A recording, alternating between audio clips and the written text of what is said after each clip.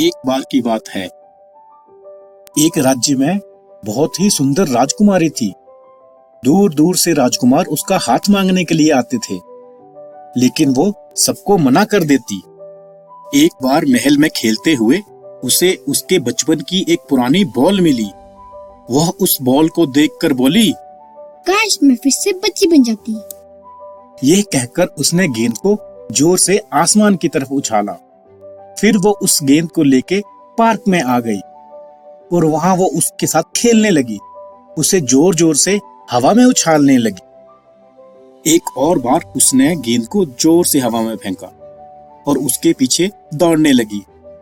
तभी उसका पैर पेड़ की डाली में फंसा। गेंद उछली और उछल के कुएं में जा गिरी। वह कुएं की दीवार के पास पहुंची और उसने देखा कि गेंद जो है वो पानी में है। वह बॉल को पकड़ने के लिए उसके पीछे दौड़ी, लेकिन तब तक बॉल पानी में गिर चुकी थी। अरे, ये तो बुरा हुआ। क्या मैं आपकी कुछ मदद कर सकता हूँ? यह कहकर पानी में से एक मेंढक निकला। हाँ, प्लीज मेरी बॉल वापस ला दो। नो प्रॉब्लम, पर पहले तुम्हें मुझे एक वचन देना होगा। वचन? कैसा वचन? कि तुम मेरे साथ कुछ समय बिताओगी। ठीक है, जैसे तुम कहते हो। यह सुनकर मेंढक कुएं में कूद गया और थोड़ी देर बाद राजकुमारी की बॉल अपने हाथ में लेके आया। Thank you. यह कहकर राजकुमारी ने वो गेंद मेंढक से ले ली और वहां से जाने लगी। तुमने वादा किया था तुम मेरे साथ कुछ समय बिताओगी।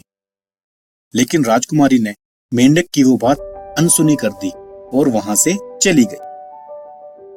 उस रात महल में शाही डिनर था कि अचानक दरवाजे पे दस्तक हुई।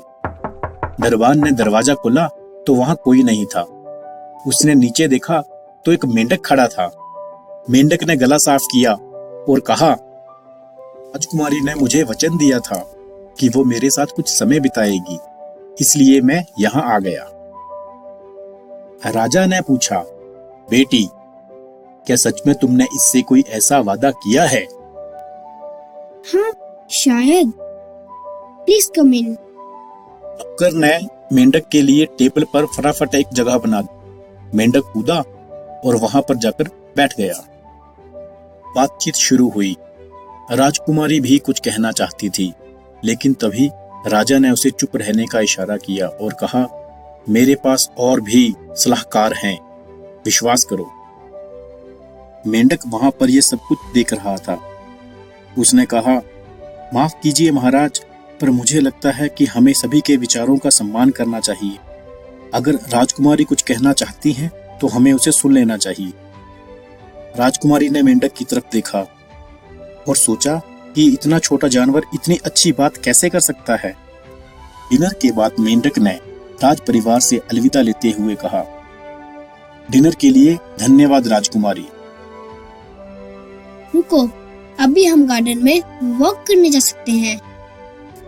यह सुनकर मेंढक खुश हो गया। फिर वो दोनों बाग में गए और बातें करने लगे। उन्होंने बाग में बहुत सारी बातें की। वह कई बातों पे हंसे। उन्होंने सूरज का छिपना देखा, उन्होंने चांद का निकलना देखा, उन्होंने तारों का टिमटिमाना देखा। तुम्हें पता है, तुम्हारे साथ आज की शाम बहुत अच्छी निकली। मेरी भी राजकुमारी। यह सुनकर राजकुमारी ने मेंढक को अपने हाथों में उठाया और उसके गालों पर चूमा। और तभी वहां पर चारों तरफ धुआं ही धुआं हो गया। वह छोटा सा हरा मेंढक एक खूबसूरत राजकुमार में बदल गया। यह देखकर राजकुमारी डर गई। राजकुमार ने उसे कहा, डरो मत राजकुमारी, मैं एक राजकुमार ही हूँ। कई साल पहले एक जादूगरनी के श्राप के कारण मैं एक मेंढक बन गया था। वो श्राप आज तुम्हारे किस करने से खत्म हो गया। राजा को जब ये बात पता चली तो उसने राजकुमारी और राजकुमार की शादी करवा दी। उसके बाद वो दोनों महल में खुशी खुशी रहने लगे।